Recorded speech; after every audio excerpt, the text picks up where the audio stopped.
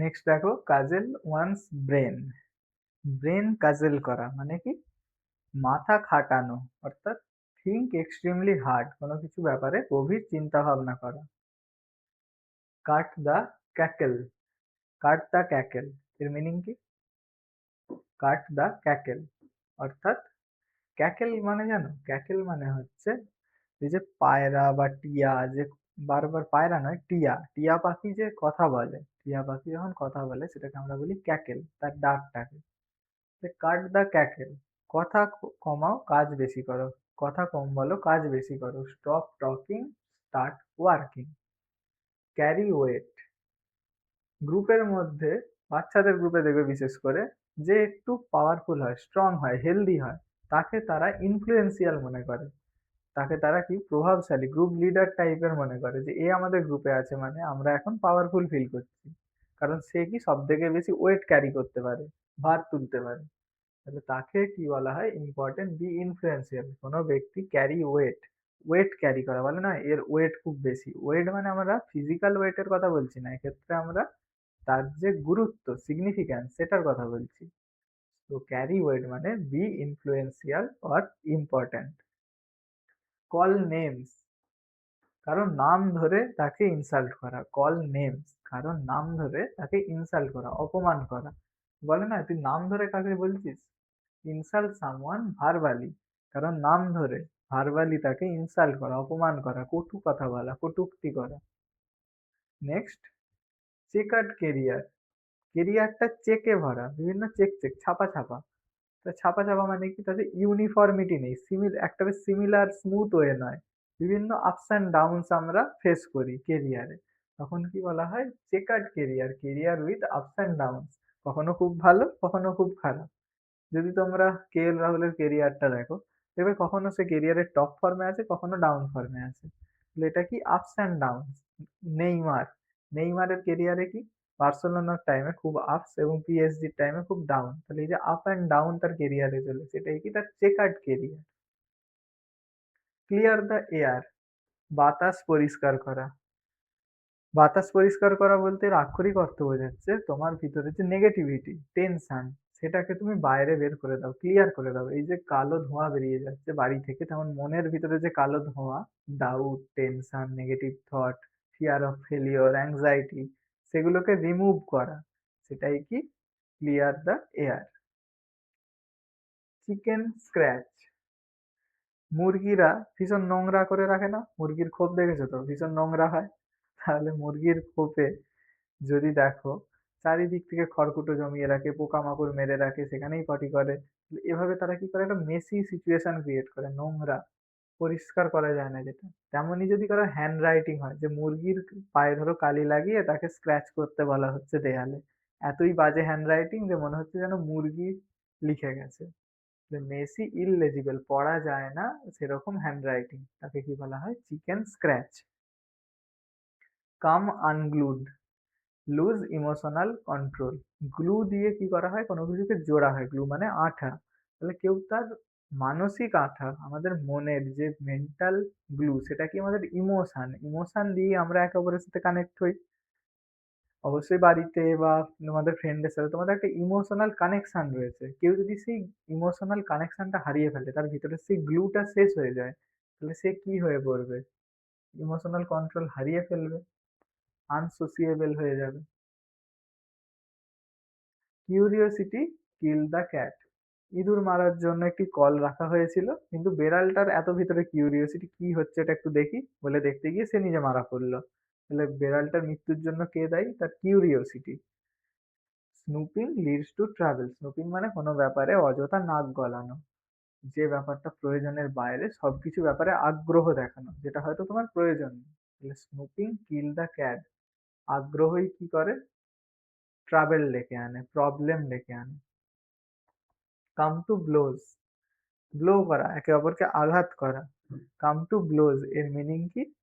আঘাত শুরু করা, অর্থাৎ ফিজিক্যালি মারপিট লেগে যাবে। হাত থাকতে মুখে কেন, তাই তো? মারামারি করেছো তো সবাই? মারামারি করা ভালো, শরীর ভালো থাকে। Cleanse the issue, decide or settle a matter, clench the issue. অর্থাৎ ধরো দুটো ফ্যামিলির মধ্যে লিগাল ইস্যু চলছে অনেক দিন ধরে। তারা কি ঠিক করলো যে এবার তোদেরও অনেক পয়সা খরচা হচ্ছে, আমারও হচ্ছে, সময় খরচা হচ্ছে, তাহলে চ এবার ব্যাপারটাকে সেটেল করি। তখন কি বলবে? Clench the issue. চলো এবার সমস্ত ম্যাটারকে সলভ করি, সেটেল করি। Decide to settle a matter. Clear as mud. Mud মানে কি? কাদা। কাদা কি ক্লিয়ার? কাদা মানে অস্বচ্ছ, পরিষ্কার, নোংরা। তাহলে কাদার মতো পরিষ্কার বলতে আমরা হিউমেরাসলি কি বোঝাতে চাইছি? কোনো কিছু unclear, confusing. Okay. Clamp down. দেখো ক্ল্যাম্প দিয়ে কি করা হয়? এরকম চেপে ধরা হয়, যে দরজার ক্ল্যাম্প হয়, যেটা দিয়ে আমরা তারপর যে দেখবে জামা কাপড় রোদে দেওয়ার ক্ল্যাম্প থাকে, কোথাও আটকে দিলে দিয়ে একটা স্ট্যান্ড লাগিয়ে দিয়ে তার মধ্যে জামা কাপড় ঝুলিয়ে দেওয়া হয়। তো এই যে ক্ল্যাম্প, এই মেশিনটা দিয়ে কোনো কিছুকে সাপ্রেস করা হয়। ক্ল্যাম্প ডাউনের আসল অর্থ কি? কোনো কিছুকে সাপ্রেস করা, চেপে দেওয়া, রেস্ট্রিক্ট করে দেওয়া। এই যে কি আগে একটা ইডিয়াম বললে না, ফ্রিডম রিলেটেড, তাকে রেস্ট্রিক্ট করা, স্ট্রিক্টলি তাকে সাপ্রেস করে দেওয়া। ধরো কোনো পাওয়ারফুল ব্যক্তি, তাকে কোনো অপরাধ করতে একজন দেখে ফেলেছে, সে হয়তো তুলনামূলক দুর্বল। তো সে যদি জানতে পারে এই ব্যক্তি আমার এগেনস্টে এভিডেন্স রেখেছে, তখন সে তাকে কি করবে? নিজের ক্ষমতার অপব্যবহার করে ক্ল্যাম্প ডাউন করবে, সাপ্রেস করে দেবে, চেপে দেবে, রেস্ট্রিক্ট করে দেবে। ওকে। Catch on. ক্যাচ অনের দুটো মিনিং হয়। ফার্স্ট মিনিং ক্যাচ অন, কোনো কিছু ক্যাচ করতে পারা, অর্থাৎ বুঝতে পারা। ক্যাচ অন মানে কি? আন্ডারস্ট্যান্ড, কোনো কিছু বুঝতে পারা। আর একটা ব্যাপার হয় ক্যাচ অন। ধরে নাও কোনো প্লেয়ার একটা খুব দুর্দান্ত ক্যাচ ধরে খুব ফেমাস হয়ে গেল, চারিদিকে রিলসে দেখতে পাচ্ছ তার ক্যাচ, ক্যাচের ভিডিওটা অ্যাটিটিউড ভিডিও বানাচ্ছে। তখন কি হবে? সে খুব পপুলার হয়ে যাবে। এই যে সূর্য কুমার যাদব, সূর্য কুমার যাদব, যে আমরা টি-20 ওয়ার্ল্ড কাপটা জিতলাম 2024-এ, একটা ক্যাচ ধরে আমাদের ম্যাচটাকে পুরো ঘুরিয়ে দিল। তো তার ক্যাচটা কি খুব ফেমাস হলো, সে সেই ক্যাচটার জন্যই টুর্নামেন্টে পপুলার হয়েছিলেন। এরকম ভাবে তোমরা রিলেট করে মনে রাখতে পারো, ক্যাচ অনের একটা মিনিং জানলে আন্ডারস্ট্যান্ড, আর একটা মিনিং কি? হঠাৎ খুব পপুলার হয়ে যাওয়া। Can of worms. পোকাতে, পোকাতে তো অনেকেই ভয় পাও, পাও তো শোয়া পোকা বা এই ধরনের যে লার্ভা জাতীয় পোকাগুলো, একটা দেখলেই কেমন গা ঘিন ঘিন করে, ভয় লাগে। ধরে নাও তোমার বেডেতে তুমি ঘুম থেকে উঠে দেখলে একটা এরকম ক্যান রাখা এবং তার ভিতর থেকে এরকম এত পোকা বেরোচ্ছে, কি হবে? একটা প্রবলেম ক্রিয়েট হবে। বিছানা পরিষ্কার করো, একটা হাত দিতে ভয় লাগে, মানে অনেক রকম কমপ্লেক্সিটি জাগবে নিজের ভিতরে, একটা অগোছালো ব্যাপার তৈরি হবে, complex Messi problem. Okay. Change for the better. পরিবর্তনটা কেন হয়? ভালোর জন্যই, যা হয়েছে ভালোর জন্যই হয়েছে, এই ধরনের কথাগুলো আমরা বলি। কোনো কিছু খারাপ ধরো তোমার সাথে ঘটেছে, বা কোনো কিছু পরিবর্তন এসেছে তোমার লাইফে, তখন কি বলা হয়? যা ঘটেছে ভালোর জন্যই হয়েছে, এই বলে আমরা এগিয়ে যাই। চেঞ্জ ফর দ্য বেটার, তোমার ইমপ্রুভমেন্টের জন্যই সেই চেঞ্জটা এসেছে। Change horse's in mid stream. মাঝ রাস্তায় প্ল্যান বদলে নেওয়া। ধরো তোমরা ফ্রেন্ডরা মিলে হাওড়া গেলে, তোমরা বেরিয়েছিলে দীঘা যাওয়ার প্ল্যান করে, হাওড়ায় গিয়ে তোমাদের মদ ঘুরে গেল, বললো না দীঘা নয়, তো দার্জিলিং যাবো, অনেক টাকা আছে, দার্জিলিংটাও ঘোরা হয়ে যাবে। তাহলে তোমরা কি করলে? দীঘার ট্রেন না ধরে দার্জিলিং এর ট্রেন ধরলে। বেরিয়েছিলে একটা প্ল্যান নিয়ে, এক্সিকিউট করলে অন্য একটা প্ল্যান। এই যে মিড ওয়েতে তোমরা প্ল্যানটাকে চেঞ্জ করলে, অল্টার প্ল্যান মিড ওয়ে, এটাই কি? Change the horse in mid stream, মাঝ রাস্তায় ঘোড়ার দিক পরিবর্তন করা, অর্থাৎ প্ল্যান বদলে নেওয়া। Cloven hoof, sign of evil intent. Clove, সর্দি হলে মুখে যে লবঙ্গ রাখি তার ইংলিশ কি? ক্লোভ। তাহলে ক্লোভেন হুপ, ধরে নাও কেউ মুখে লবঙ্গ নিয়ে আর হুপ হুপ করছে। হুপ হুপ কারা করে? হনুমানের। তাই হনুমানের মতো ধরো কেউ হুডি পরে আর রাস্তায় দাঁড়িয়ে হুপ হুপ করছে, এটা জাস্ট ভিজুয়ালাইজ করো। এবং আশপাশে একটা ভেড়া ঘুরছে, কিউট ভেড়া, তাহলে তাকে দেখে কি করতে পারে? সে নিয়ে পালিয়ে যেতে পারে। ক্লোভেন হুপ মানে কি? খারাপ ইন্টেনশন।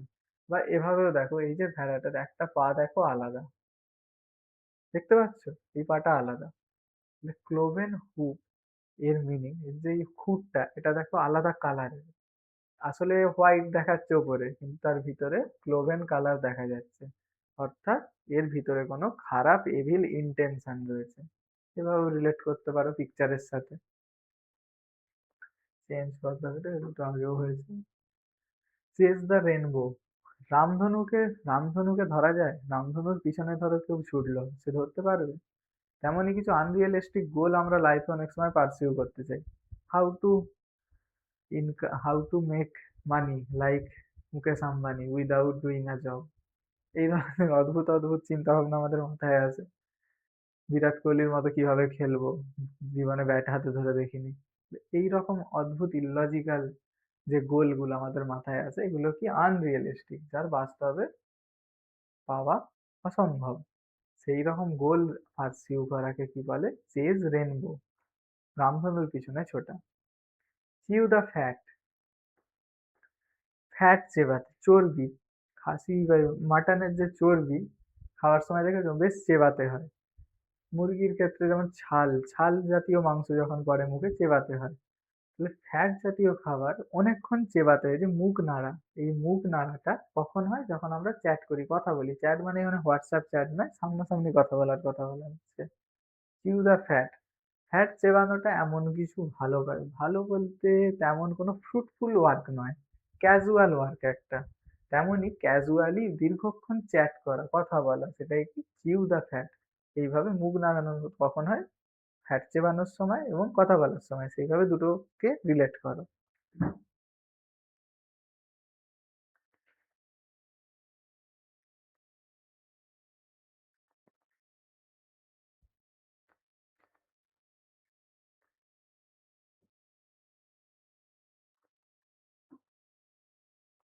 একটি রিপিট হয়ে গেছিল। Chew the scenery, overact emotionally. কোনো একটি পেন্টারকে একটি সিনারি দেখালে, সে এত বেশি খুশি হয়ে গেল যে সেটাকে চেবাতে শুরু করলো, কামড়াতে শুরু করলো। তখন তোমার কি মনে হবে? এ বাবা, বড্ড বেশি ওভার রিয়াক্ট করছে, মার পাগলাকে। তখন এটাই মাথা থেকে আসবে। তো এই যে চিউ দ্য সিনারি, আমরা যখন কোনো ব্যাপারে ওভার রিয়াক্ট করি, সিনারি দেখার জিনিস, তাকে আর চেবানো যায় না। তো চেবানো মানে কি? সেই ব্যাপারে ওভার রিয়াক্ট করা, ইমোশনালি ওভার রিয়াক্ট করাকে বলে চিউ দ্য সিনারি। ক্লিন হ্যান্ডস, বলে না হাতে রক্তের দাগ আছে, তার মানে কি? তার কোনো খারাপ পাস্ট আছে, সে কিছু খারাপ কাজ করেছে, সাধারণত খুন করে থাকলে তাকে কি বলা হয়? এর হাতে রক্তের দাগ আছে। তেমনি এর অপোজিট ভাবো, ক্লিন হ্যান্ডস, তার মানে তার হাতে কোনো দাগ নেই, সে পরিষ্কার স্বচ্ছ হাত। অর্থাৎ সে কোনো অপরাধ করেনি, সে ইনোসেন্ট, সে কোনো রং ডুইং করেনি। ক্লক অ্যান্ড ড্যাগার, দেখবে রাস্তার ধারে ধরো একটা ব্যক্তিকে এই ধরনের কোনো ড্রেস পরে বারবার ঘড়ি দেখছে হাতে একটা ছুরি নিয়ে, তখন তোমার কি মনে হবে? তাকে দেখে কি মনে হবে? এ খুব ভালো লোক? তোমার মনে হবে এ কোনো একটা গোপন উদ্দেশ্যে এখানে দাঁড়িয়ে আছে, সে কাউকে ডিসেপশন করতে, অর্থাৎ ঠকাতে বা কারো ক্ষতি করতে চায়। একটা তার মধ্যে কোনো গোপন ইস্যু আছে, এই ধরনের ধরো এইভাবে সে বারবার চেক করছে আর চারিদিকে তাকাচ্ছে সানগ্লাস পরে। তো তাকে দেখে তোমার ডাউট লাগবে। ক্লক অ্যান্ড ড্যাগার মানে secretive or deceptive. Okay, cost an arm and a leg, very expensive thing, be extremely expensive। IPhone কেনার সময় এত দাম দিতে হয়, মনে হয় যেন হাত এবং পা কেটে দিয়ে দিচ্ছি, মানে ভীষণ দামি কোনো কিছু, খুব মূল্যবান। তখন কি বলা হয়? Cost an arm and a leg, একটা হাত এবং একটা পা কেটে দিলে যেরকম মূল্য দিতে হয়, সেরকম মূল্যবান সেটা। Call to the colours, call to the colours, military help যখন আমরা চাই তখন তাকে কি বলা হয়? Call to the colours. এটাকে এভাবে মনে রাখতে পারো, ভোটের সময় বিভিন্ন কালারের পতাকা দেখা যায়, আলাদা আলাদা পার্টির আলাদা আলাদা পতাকা। তাহলে সেই পতাকাগুলো যখন দেখা যায়, সেই সময় কাকে কল করা হয়? মিলিটারিদের, ভোটের সময় প্রোটেকশনের জন্য। তাহলে এই যে মিলিটারি প্রোটেকশন নেয়া, এটাকেই বলা হয় কল টু দ্য কালার্স। এই কালার দিয়ে তোমরা রিলেট করে নিতে পারো। কাউন্ট ওয়ান্স ব্লেসিংস, ব্লেসিং বলতে কি? ব্লেসিং বলতে আশীর্বাদ করা, কারো ব্লেসিং পাওয়া মানে তার আশীর্বাদ পাওয়া। Count one's blessing, be grateful for good things, অর্থাৎ ভালো যা যা ঘটেছে তার জন্য কৃতজ্ঞতা, সেই বোধরা, সেটাই হচ্ছে কাউন্ট ওয়ান্স ব্লেসিং। তোমার ভিতরে যে কৃতজ্ঞতা বোধ, B grateful for good things, ভালো বস্তুর জন্য ভগবানের কাছে আমরা কি কৃতজ্ঞতা জ্ঞাপন করি, যে আমাকে যা ভালো জিনিস দিয়েছেন তার জন্য আমি আপনার কাছে কৃতজ্ঞ। Counting down the days, counting down the days. ধরো তুমি ফ্লিপকার্টে কোনো কিছু একটা অর্ডার করেছো এবং সেটা তোমার খুব প্রয়োজন বা খুব প্রিয়। তাহলে তুমি কি করবে? কবে আসবে, কবে আসবে? বারবার ডেট চেক করবে, এই আসছে কিনা, অ্যারাইভিং টুডে, অ্যারাইভিং টুমরো, বারবার চেক করতে থাকবে। তোমরা কি দিন গুনতে থাকবে সেটার জন্য, খুব ইগারলি ওয়েট করবে, অ্যাংসাস ভাবে তোমরা ওয়েট করবে সেটার জন্য। এটাই কি counting down the days. Completing habits. Completing habits মানে ওয়েটিং ক্লিমেন্টস। কমপ্লিটিং হ্যাবিটস অর্থাৎ ওয়েট করা। Waiting Clements, waiting elements, sorry waiting elements.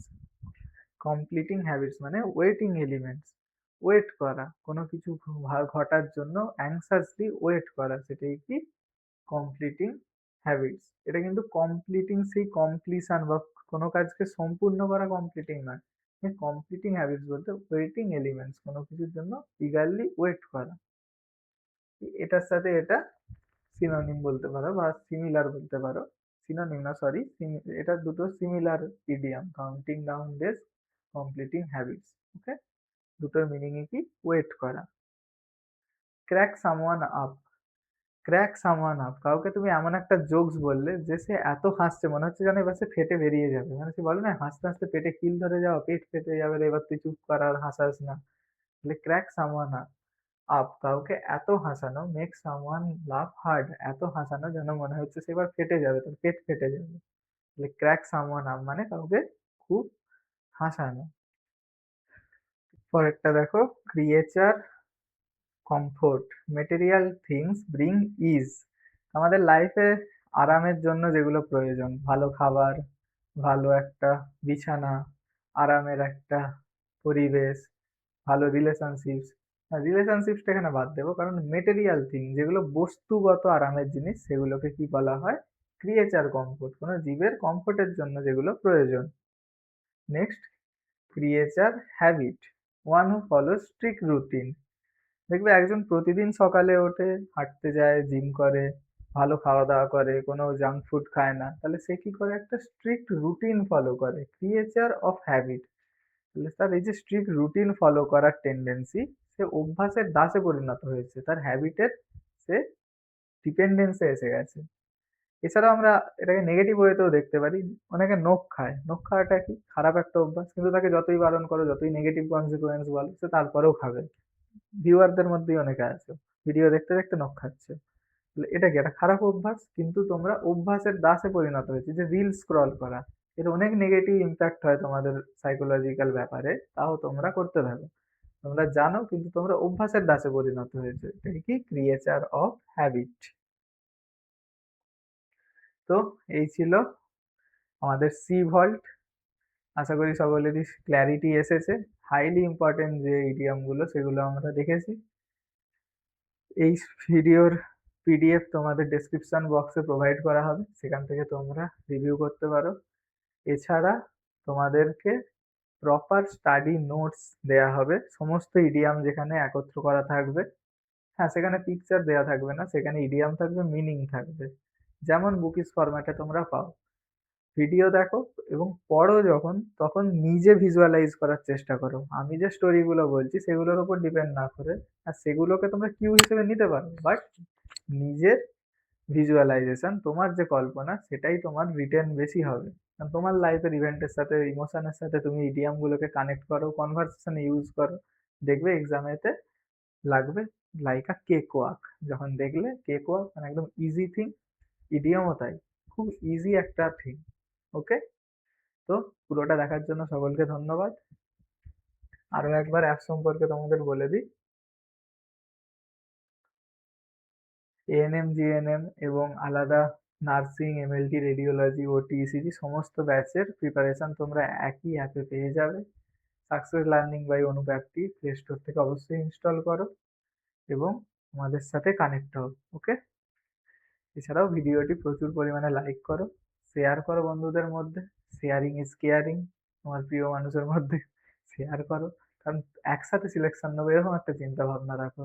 তুমি একা পড়ে নেবে, বন্ধুকে জানাবে না, এটা খুব একটা ভালো থিং নয়। জ্ঞান যত তুমি ছড়াবে তত বাড়বে। ওকে, সাবস্ক্রাইব করো চ্যানেলকে এবং পরবর্তী ভিডিও এলে বেল আইকনে ক্লিক করে রাখো, যাতে তুমি পরবর্তী ভিডিও এলে সেটা সঙ্গে সঙ্গে পেতে পারো। এবং পুরো কমপ্লিট প্রিপারেশনের জন্য এএনএম জিএনএম ব্যাচে তোমরা জয়েন করতে পারো মাত্র 899 ফিজে। ওকে, তো সকলেই খুব ভালো থাকবে, পড়াশোনা চালিয়ে যাও, আরো ভালো করে পড়াশোনা করো, কেরিয়ারে এগিয়ে যাও, শুভকামনা রইল। Thank you.